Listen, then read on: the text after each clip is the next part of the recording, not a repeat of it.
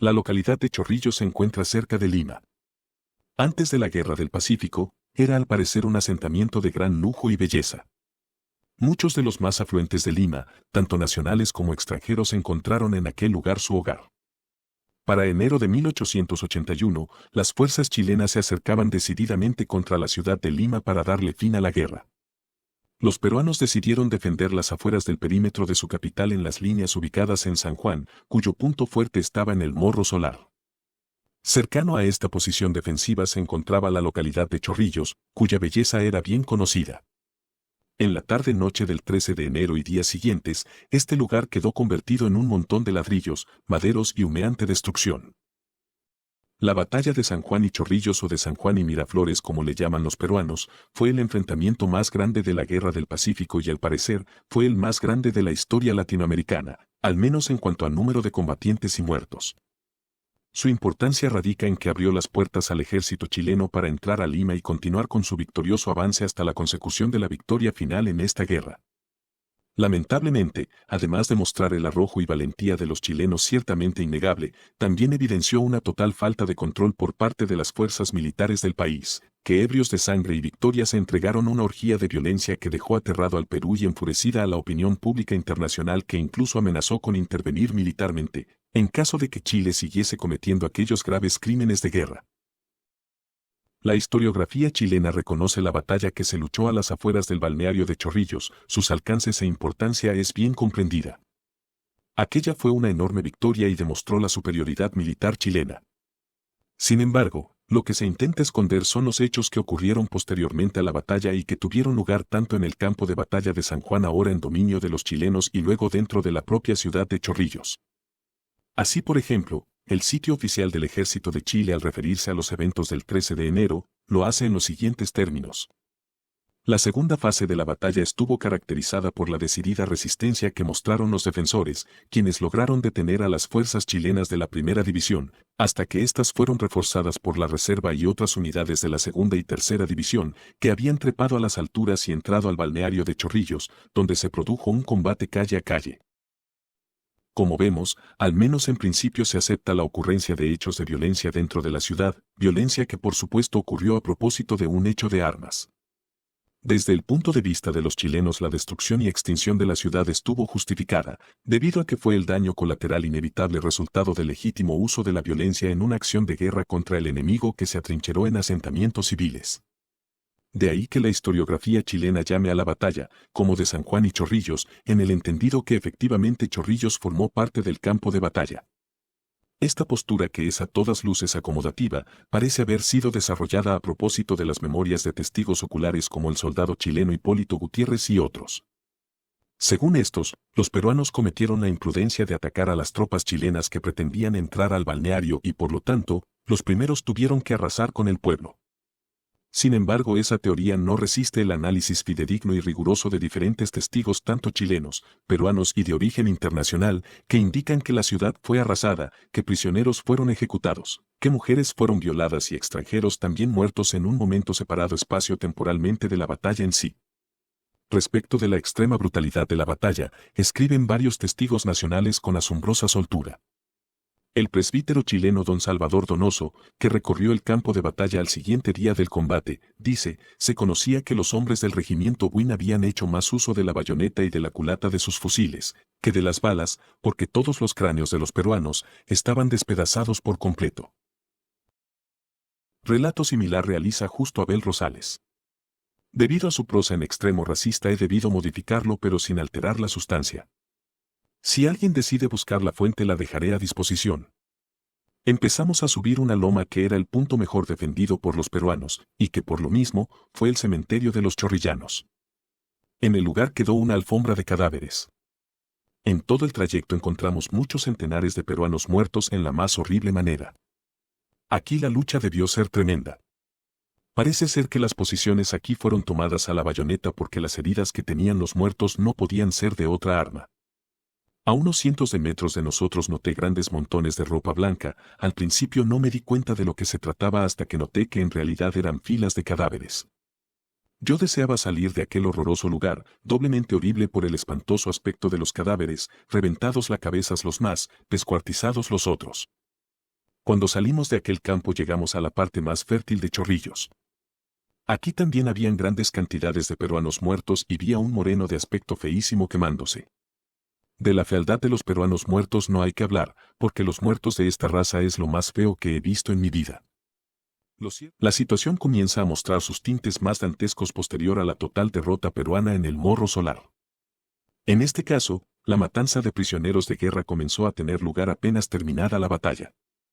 Comienza a darnos las primeras luces el ilustre Benjamín Vicuña Maquena, que regodeándose en la victoria admite: ensañados los centauros de Chile en sus sables, no dieron cuartel a prófugos ni a rendidos. En esta misma línea, el historiador británico Marman escribe: los chilenos, como es usual, no perdonan ni a heridos ni rendidos, los matan a todos. William McLand, capitán británico del blindado Triumph, escribe: alrededor de las 7:15 de la mañana estábamos en la cumbre de los cerros que dominaban San Juan y en posesión de las líneas peruanas. Las trincheras estaban llenas de peruanos muertos, y todos los heridos peruanos habían sufrido el repaso en venganza por lo que los chilenos consideraron el uso indebido de las minas. Algunas de estas estallaron a una distancia de 2000 yardas frente a los fuertes. La forma preferida de los chilenos para matar a los prisioneros era el llamado repase. Con el imponente cuchillo corvo, propio de los mineros del salitre, los soldados chilenos degollan a los rendidos y heridos peruanos. Intentan justificar esto debido a las dificultades y penurias de la guerra, que los impulsa a no dar cuartel por cuanto se encuentran lejos de casa debiendo luchar una guerra en territorio extranjero contra un enemigo considerado racialmente inferior. En definitiva, luego de la batalla se le dio muerte a los prisioneros de guerra que, rendidos y desarmados, deberían haber sido tratados conforme a las leyes de guerra de la época, como la Declaración de Bruselas de 1874. Estos sucesos ocurrieron incluso antes de la entrada chilena a Chorrillos y venían repitiéndose inclusive desde el desembarco chileno en Pisagua. Como sea, lo que realmente sucedió es que la batalla comenzó en las posiciones de San Juan y Villa muy temprano en la mañana y vio su clímax en el Morro Solar.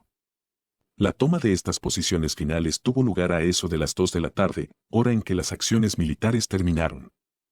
Aquella posición era el último bastión defensivo y de hecho, aquí fue donde justo Abel Rosales había visto aquella alfombra de muchos peruanos muertos. Ciertamente, los peruanos deben haber considerado que perdida aquella posición, habrían perdido la batalla y que por lo mismo las acciones de guerra terminarían ahí. Por lo tanto, el combate más violento y decisivo tuvo lugar en ese promontorio. Parece ser que en el Morro Solar, los chilenos mataron a casi todos los defensores y desbarataron la defensa peruana, de tal modo que no pudo formarse otra línea defensiva coordinada en otra parte, mucho menos en Chorrillos. Deben haber asumido los peruanos que los chilenos en caso de entrar a Chorrillos lo harían como conquistadores, pero no como criminales. La enorme cantidad de extranjeros que vivían en el balneario ciertamente debe haber ayudado en reforzar esta postura y que de alguna manera su presencia desalentaría a las fuerzas chilenas a saquear y destruir el lugar. Considero que en Chorrillos no hubo ninguna acción de guerra que justificara su destrucción, al contrario de lo que dicen las fuentes chilenas. En esta postura ayudan los siguientes antecedentes. En primer lugar, tenemos fuentes internacionales. Por ejemplo, el diario pro-chileno de Panamá, llamado El Cronista, es claro. Los chilenos sin sacrificio alguno llegaron a Chorrillos, al cual le prendieron fuego. La frase sin sacrificio alguno es clara y no admite interpretación ni necesidad de buscar en su espíritu, su literalidad es unívoca.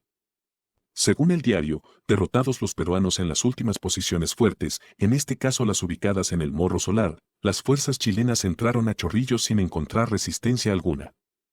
Y sin resistencia, no se justifican los hechos de enorme violencia ocurridos en la tarde y noche del 13 y 14 de enero.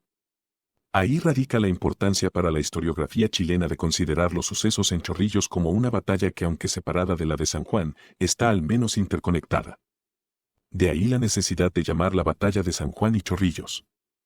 Los peruanos, por otra parte, llaman a las acciones de guerra que culminaron en el Morro Solar como batalla de San Juan, que interconectan con la batalla de Miraflores el 15 de enero.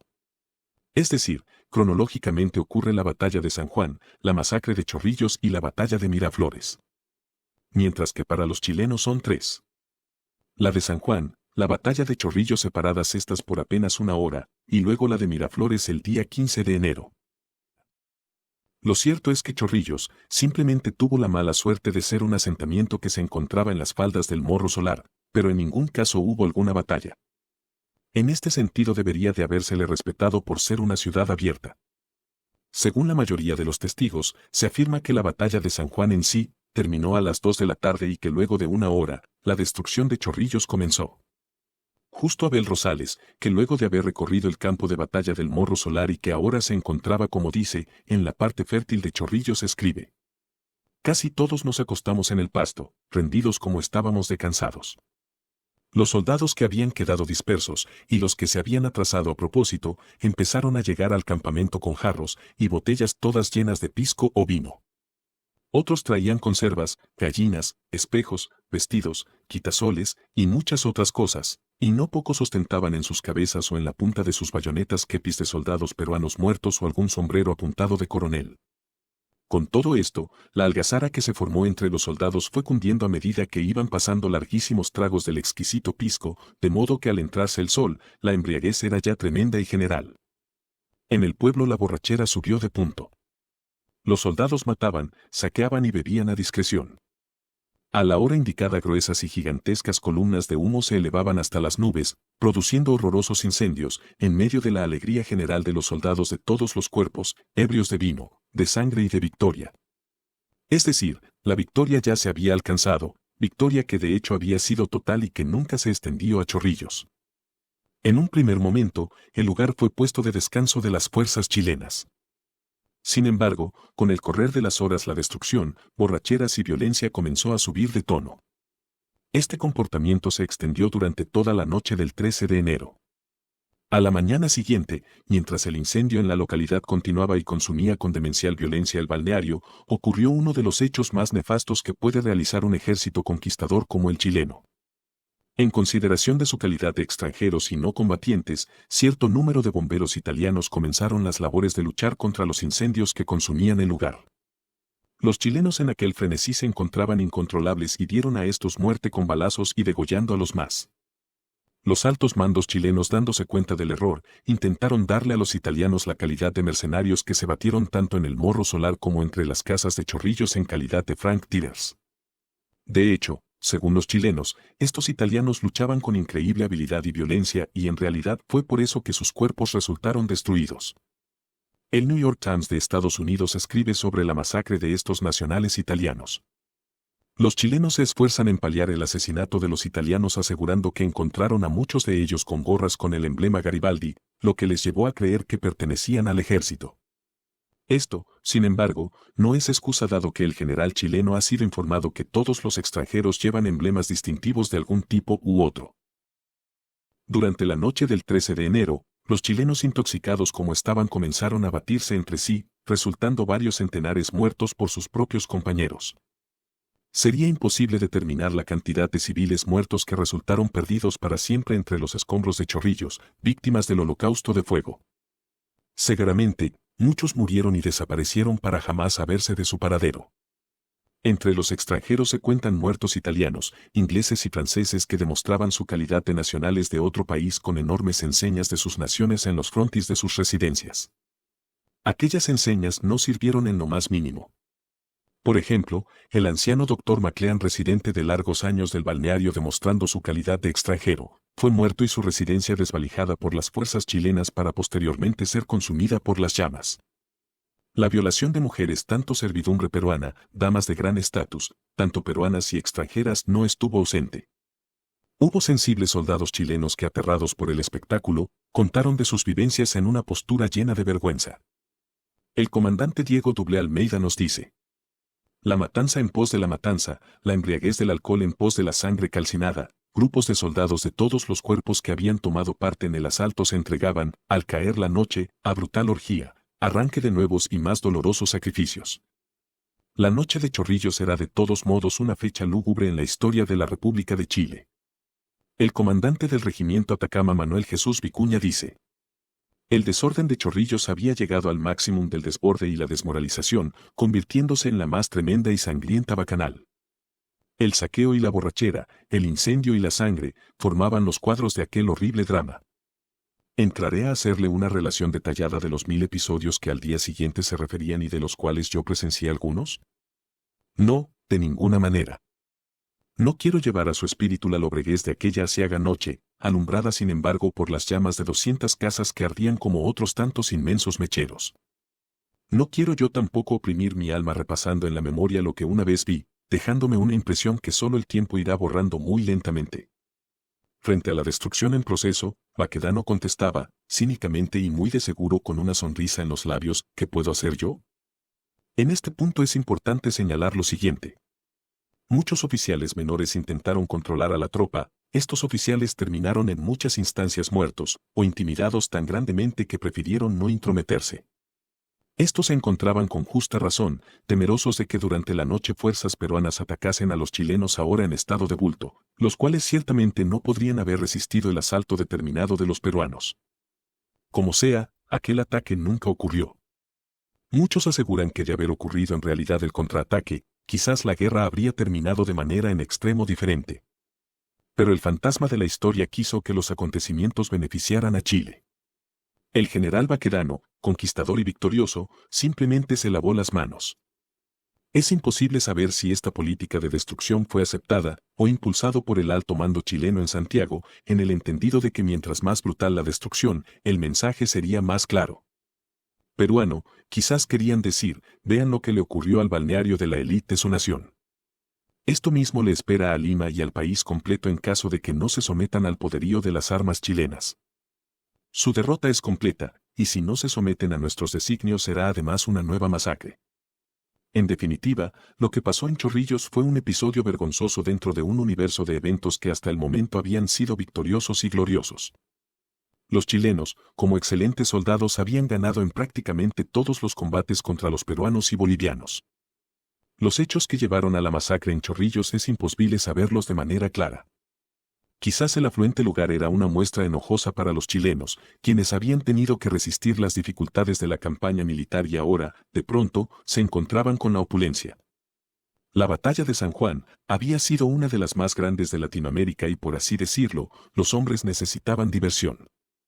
Quizás la matanza fue tan absoluta que en aquel estado frenético, vieron los chilenos a Chorrillos como un oasis sobre el cual desencadenar las pasiones más bajas del ser humano, convirtiendo aquella jornada de victoria y gloria para la patria en un testimonio de salvajismo y miseria.